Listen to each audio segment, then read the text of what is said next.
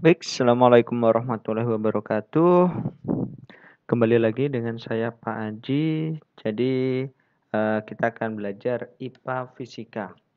Kali ini Bapak akan membahas tentang kisi-kisi PAT, penilaian akhir tahun atau biasa masih disebut dengan istilah UKK, ujian kenaikan kelas. Oke ya, yang akan saya bahas adalah tentang IPA Fisika saja. Jadi IPA nanti ada 40 nomor 1 sampai 20 itu biologi. Nah, nanti urusannya dengan Bu Rahma ya. Kemudian 21 sampai 40 yaitu tentang fisika. Oke, kurang lebih kisi-kisinya seperti ini. Oke.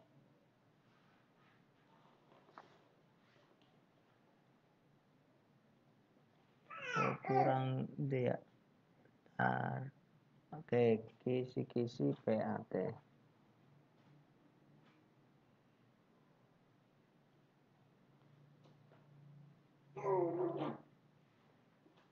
Oke, kisi-kisi PAT.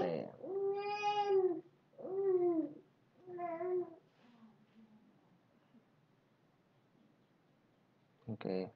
Dimulai dari nomor 21, ya kisi-kisi tentang nomor 21 yaitu adalah tentang pengertian getaran. Ya. Jadi getaran itu apa sih Pak? Oke, getaran adalah secara umum getaran adalah gerak bolak-balik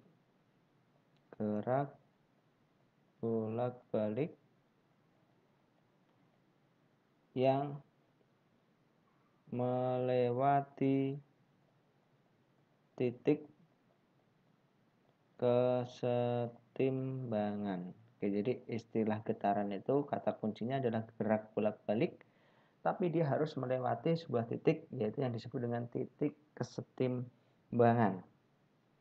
Oke, contohnya seperti apa? Contohnya getaran itu seperti ini. Paling gampang kita pakai gambar bandul ya.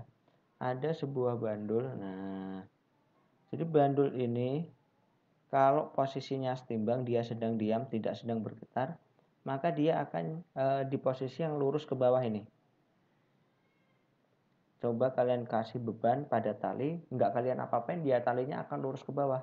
Misalkan saya simbol A, B, C, ya berarti gambar B. Nah, itu posisi kesetimbangan. Nah, yang disebut getaran dia bolak-balik dari A ke B ke C, ke B ke A lagi. Jadi A ke B, B ke C, C ke B, kemudian ke A lagi. Nah, itu disebut dengan satu getaran. Oke, saya jelaskan sekalian. Jadi yang disebut dengan satu getaran adalah dari A ke B, ke C, ke B, ke A lagi. Pak, kalau mulainya dari C, ya sama saja. Pokoknya balik ke C ya. C, ke B, ke A, ke B, ke C lagi. Pak, kalau mulainya dari B, boleh B ke C, ke B, ke A, ke B lagi. Seperti itu. Itu adalah satu getaran. Oke, selanjutnya nomor 22.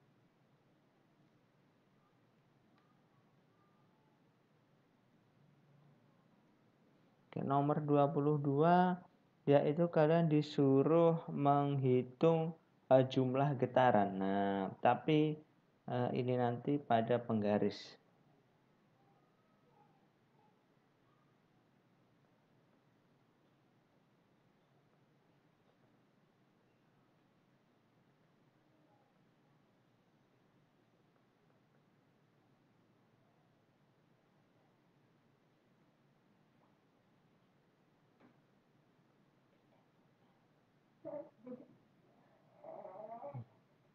A, B, C. Oke ya. Jadi saya ulangin, yang namanya satu getaran tadi adalah A ke B, ke C, ke B, ke A lagi. Itu satu getaran. Berarti kalau cuma A ke C itu adalah setengah getaran. Kalau A ke B saja berarti seperempat getaran. Kenapa? Satu getaran itu sini balik lagi ke A. Nah, tapi kalau ke C saja berarti setengah. Kalau cuman ke B berarti 1/4. Nah, nomor 22 itu juga seperti itu. Jadi pertanyaannya nanti ya terserah si pembuatnya, tapi kisi-kisinya seperti ini gitu ya. Jadi misal nih. Misal A ke B ke C ke B ke A lagi. Berapa getaran? Ya satu getaran. Nah, kalau cuman dari A ke B ke C berarti berapa getaran? Ya berarti setengah getaran. Oke, jadi kan A, B, C, B, A 1. Kalau cuman segini berarti setengah. Nah, misalkan nih pertanyaannya adalah A ke B ke C ke B. Berapa getaran? A ke B ke C setengah getaran nambah segini 1/4 ya berarti jadinya 3/4 getaran. Oke ya kurang lebih soalnya seperti itu. Getaran. Nah, 3/4 getaran. Oke, selanjutnya yaitu nomor 23. Bandol yaitu menjelaskan tentang amplitudo sekarang. Nah, misalkan pada bandul yang disebut amplitudo itu bagaimana sih Pak? Ya, yang disebut amplitudo itu adalah dari titik setambangan ke simpangan maksimumnya. Misal nih, A, B, C. Amplitudo itu ini dari B ke C atau dari B ke A. Itu yang disebut amplitudo. Jadi amplitudo atau biasanya simbolnya A itu adalah jarak dari B ke A atau B ke C. Titik kesetimbangan kesimpangan maksimum gitu ya. Itu yang disebut amplitudo. Oke, jadi misalnya nih, ditanyakan kok jarak A ke C 15 cm, maka amplitudonya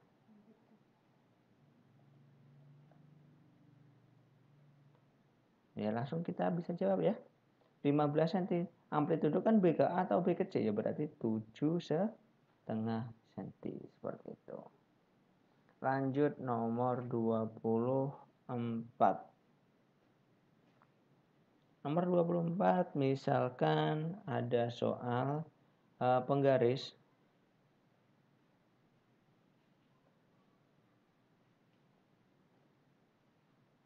bergetar 500 kali dalam waktu jangan banyak-banyak 300 kali dalam waktu 2 menit atau 1 menit saja. Nah, penggaris bergetar 300 kali dalam waktu 1 menit. Periodenya berapa? Yang ditanyakan adalah periode.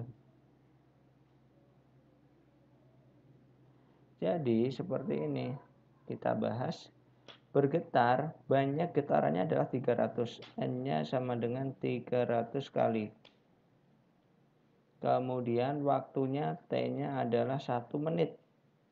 Nah, itu belum SI. Jadi dibikin detik 60 detik. Berapakah periode? T rumusnya adalah T per N. Sehingga ya 60 per 300 coret-coret. Nah, 1/5 second. Seperti itu. Oke ya, selanjutnya nomor 25. Misal, pengertian frekuensi sekarang. Jadi kalau periode itu tadi adalah waktu yang diperlukan untuk satu getaran. Jadi untuk satu getaran itu adalah 1/5 detik. Berarti kalau 300 getaran itu ada 60 detik. Nah sekarang frekuensi. Frekuensi itu kebalikannya dari periode. Jadi kalau misalkan periode tadi pengertiannya apa periode tadi? Waktu yang diperlukan untuk satu getaran. Nah, sekarang frekuensi.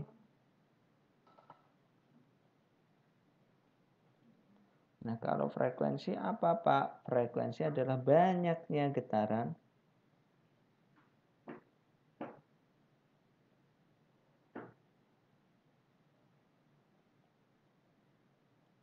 dalam satu detik. Nah, bedanya seperti itu ya. Jadi kalau misalkan soalnya itu seperti ini. Benda bergetar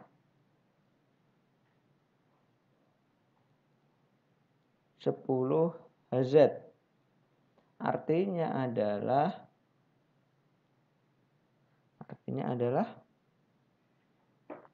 dalam satu detik terdapat 10 getaran. Nah, karena istilah frekuensi adalah banyaknya getaran dalam satu detik. Jadi kalau periode itu simbolnya adalah T, kalau frekuensi itu F ya. Nah, ini satuannya adalah sekon. Kalau frekuensi satuannya adalah hertz atau Hz.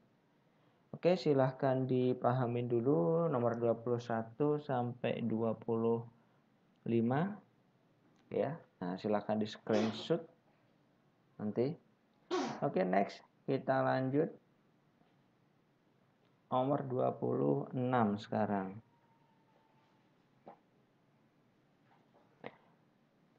Misalkan soal benda bergetar 8 Hz selama 2 detik.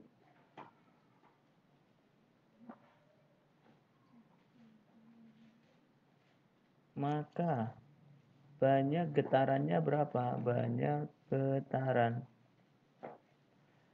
Oke ya, jadi kan diketahui F sama dengan 8 Hz. Kemudian waktunya adalah 2 detik. Nah, pertanyaannya adalah banyak getaran. Kita kan tahu F itu rumusnya adalah N per T. Berarti mencari N, F dikali T. Nah, masukkan F-nya 8, T-nya 2. Berarti N-nya adalah 16 getaran. Oke, kurang lebih seperti itu. Kemudian nomor 27 tentang gelombang. Nah, jadi gelombang itu apa sih, Pak? Gelombang adalah getaran yang merambat. Getaran yang merambat.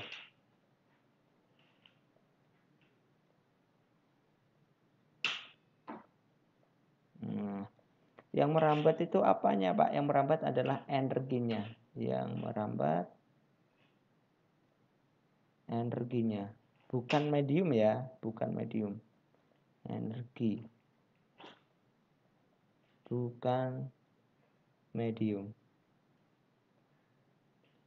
Jadi kalau ada ombak air laut itu bergetar, jadi yang merambat adalah energi, bukan airnya yang merambat. Seperti itu kurang lebih.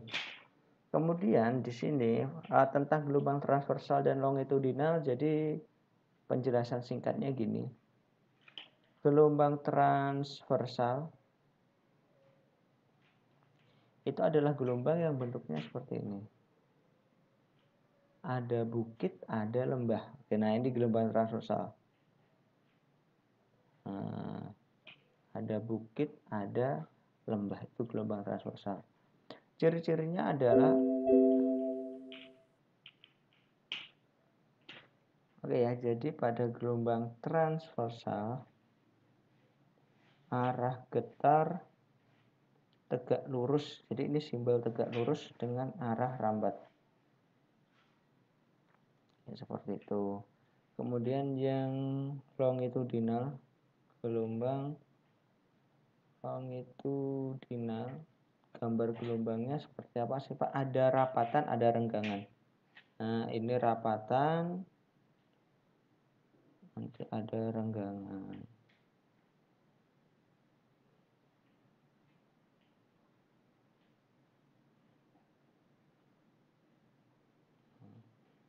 Disebut rapatan, ini renggangan ya. Ada rapatan, ada renggangan. Arah getar, kalau yang ini sejajar. Arah rambat. Ya, jadi arah getar sejajar dengan arah rambat. Lanjut nomor 28, yaitu tentang menentukan gambar gelombang. Ya, gambar gelombang.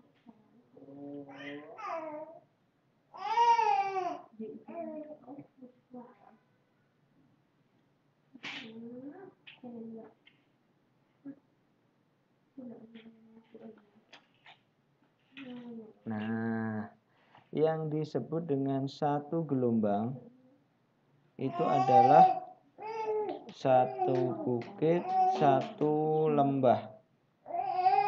Kemudian jarak 2 puncak. Kemudian jarak 2 lembah. Maksudnya bagaimana sih Pak? Maksudnya seperti ini. Satu gelombang berarti nih, satu bukit, satu lembah. Nah, itu satu gelombang. Saya ulangi lagi. Satu gelombang adalah satu bukit, satu lembah. Berarti di gambar ini ada berapa gelombang? Ada 2. Satu bukit, satu lembah, satu gelombang. Satu bukit, satu lembah, satu gelombang lagi. Berarti ada 2 gelombang. Berarti kalau satu bukit, satu lembah itu satu gelombang, artinya satu bukit saja itu setengah gelombang. Satu lembah saja juga setengah gelombang. Kalau segini Pak, 1/4 gelombang. Oke, jadi misalkan nih di gambar ada soal seperti ini gambarnya.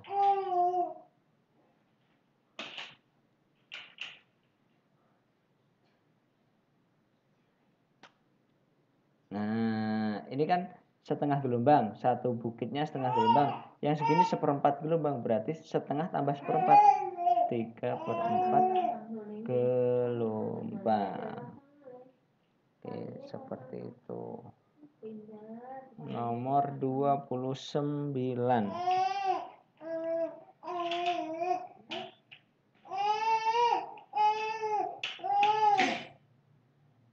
Oke. Nomor 29 itu misal soalnya seperti ini.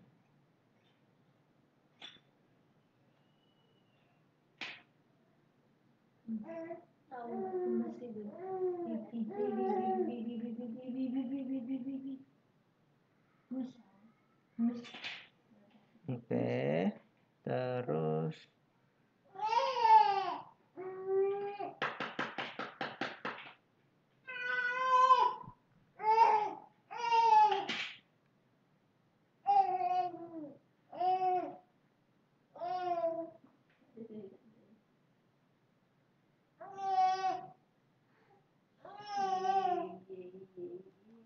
pertanyaannya adalah cepat rambat.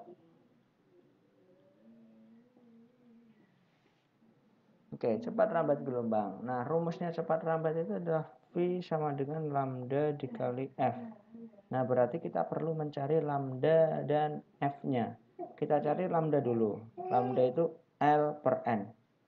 L itu apa Pak? Panjang. Kalau kalian lupa ya, panjangnya ini berapa? Yang diketahui adalah 60 cm. Nah, N-nya kita cek 60 cm itu ada berapa gelombang? Puncak ke puncak satu gelombang.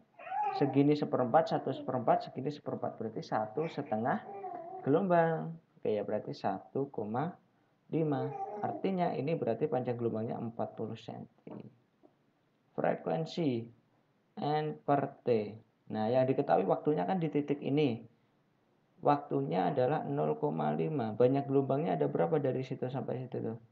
1. 2. Nah, lebih setengah berarti 2,5. 2,5 dibagi 0,5 adalah 5 Hz ya. Berarti, nah ketemulah cepat lambatnya. V sama dengan 40 dikali 5. 200 cm per second. Oke, lanjut soal nomor 30.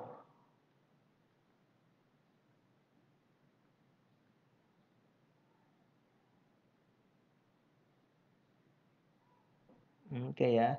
Jadi gini, teorinya nomor 30 itu adalah bunyi atau suara itu merupakan gelombang longitudinal. Nah, itu teorinya.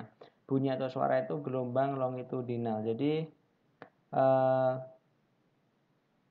gelombang longitudinal, bentar. Bunyi atau suara itu merupakan gelombang longitudinal dan merupakan gelombang mekanik.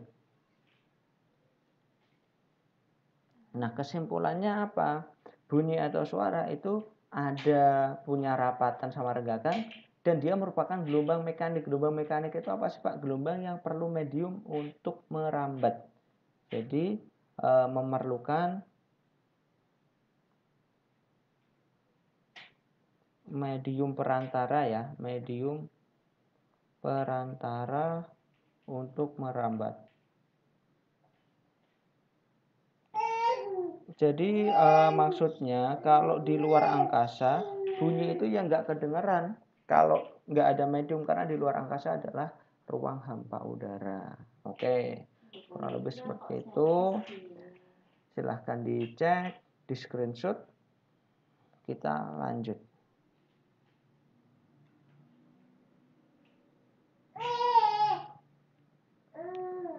Tiga puluh satu.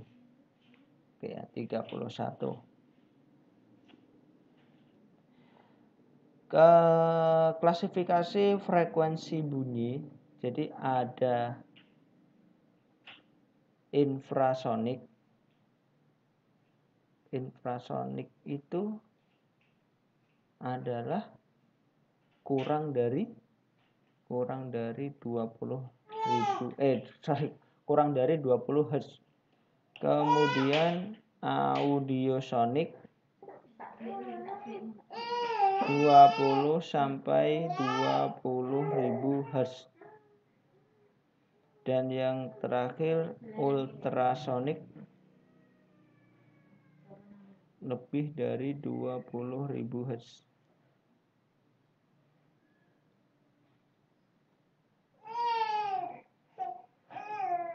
Nah, jadi misalkan nih ada bunyi periodenya setengah detik. Nah, berarti termasuk apa? Kita cari frekuensinya dulu. Jadi kan di sini diketahui bahwa T sama dengan 0,5 detik, maka frekuensi adalah seperti 1 dibagi 0,5. Berapakah? 2 Hz. 2 Hz termasuk mana? Ya kurang dari 20, berarti ini termasuk infrasonik. Seperti itu. 32. Nah, kemudian ada macam-macam ayunan bandul ya. Nanti akan ada bandul yang mengayunnya itu barengan. Kenapa Pak kok bisa seperti itu? Karena itu dikarenakan panjang talinya sama, maka nanti frekuensinya juga sama. Oke, contoh misalkan ada tali A, kemudian ada tali B, kemudian ada tali C,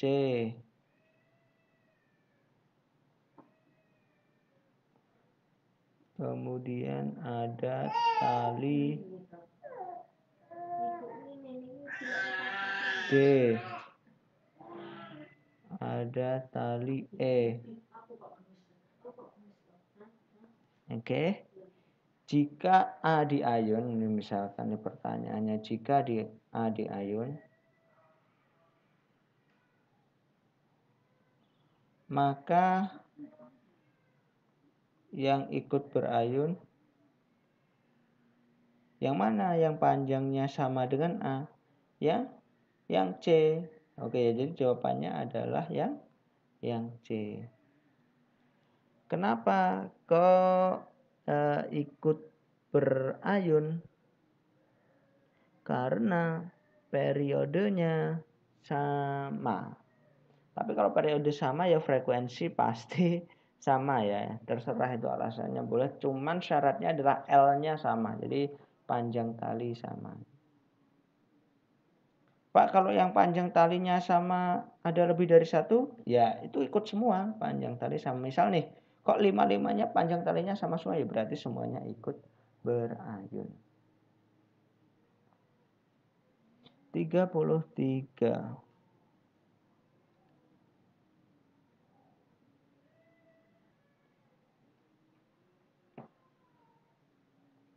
Pemanfaatan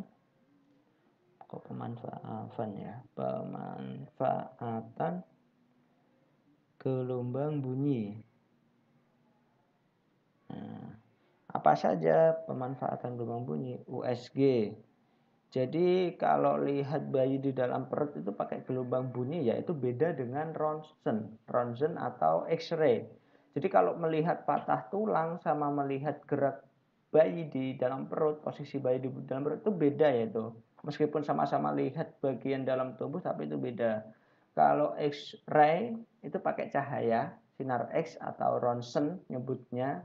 Kenapa kok disebut ronsen, Pak? Karena penemunya namanya Röntgen. Nah, kalau USG pakai gelombang bunyi. Kemudian menghitung kedalaman laut. Nah, ini mengecek kedalaman laut itu juga pakai gelombang bunyi. Panjang terowongan juga pakai gelombang bunyi. Panjang terowongan.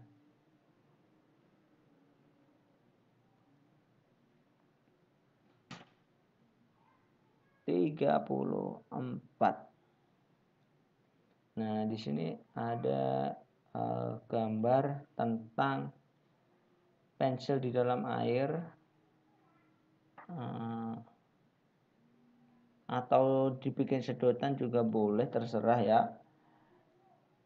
Nanti akan terlihat seperti ini nih. Nah, akan terlihat patah. Tuh. Itu sebab apa, Pak? Ini namanya pembiasan.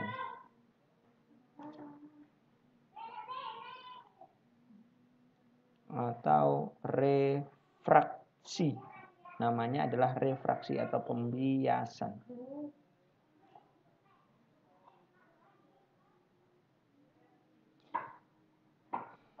Oke, selanjutnya sinar istimewa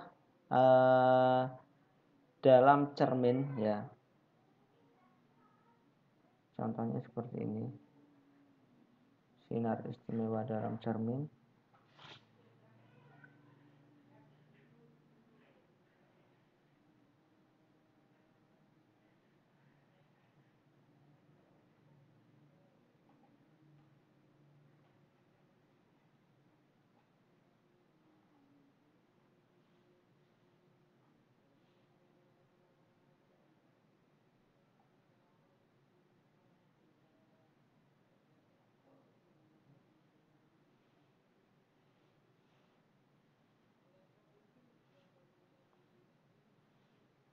Oke, ini tidak saya tulis, makanya harus kalian dengarkan, diamatin ya. Ini adalah cermin cembung, yang pertama, jadi silahkan didengarkan. Sinar yang sejajar sumbu utama, oke, sinar yang sejajar sumbu utama akan dipantulkan seolah-olah dari fokus. Oke, saya ulangi lagi. Sinar yang sejajar sumbu utama akan dipantulkan seolah-olah dari fokus. Jadi mantulnya itu seperti dari fokus. Oke. Kemudian sinar menuju fokus. Kebalikannya, kalau sekarang sinar menuju fokus akan dipantulkan sejajar sumbu utama. Sumbu utama itu ini.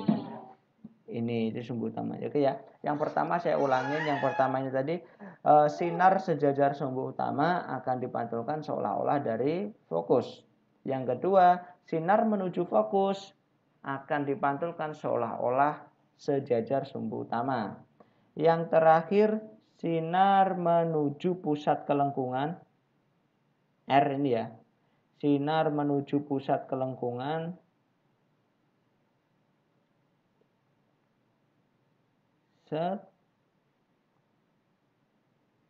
akan dipantulkan kembali. Oke. Itu sifat-sifat cermin cembung. Yang nomor 36 pada cermin cekung. Sebenarnya ya hampir sama. Tapi digambar saja.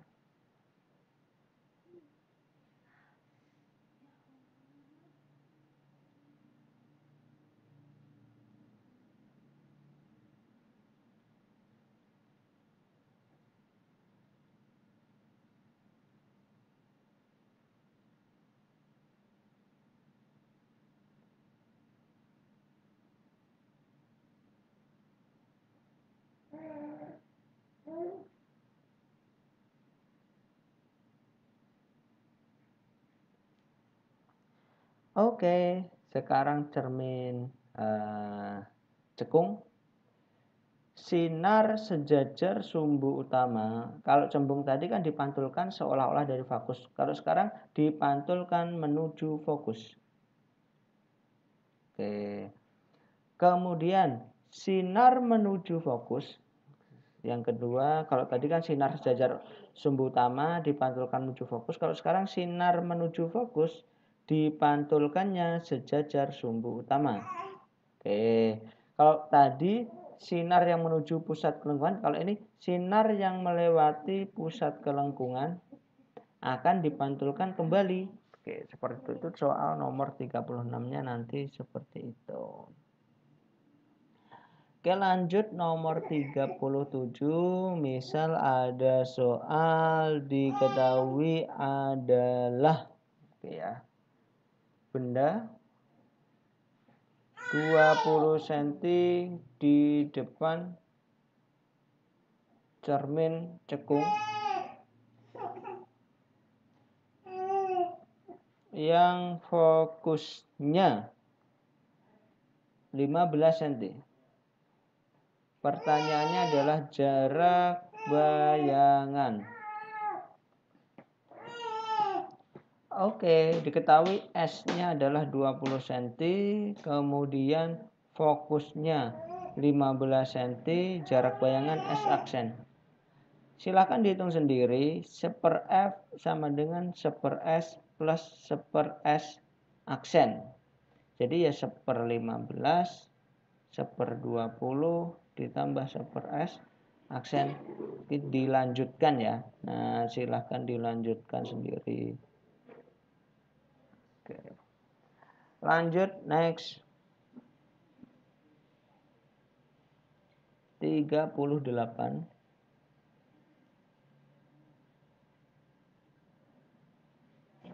Sekarang cermin cembung ya. Benda 12 cm diletakkan 10 cm di depan cermin cembung. Sifat bayangan. Oke, sudah pernah dijelaskan ya sifat bayangan cermin cembung. Jadi cermin cembung itu sifat bayangannya cuma satu. Apa itu, Pak? Maya.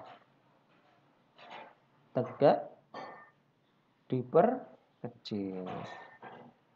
Jadi nggak mungkin diperbesar kalau cermin cembung. 39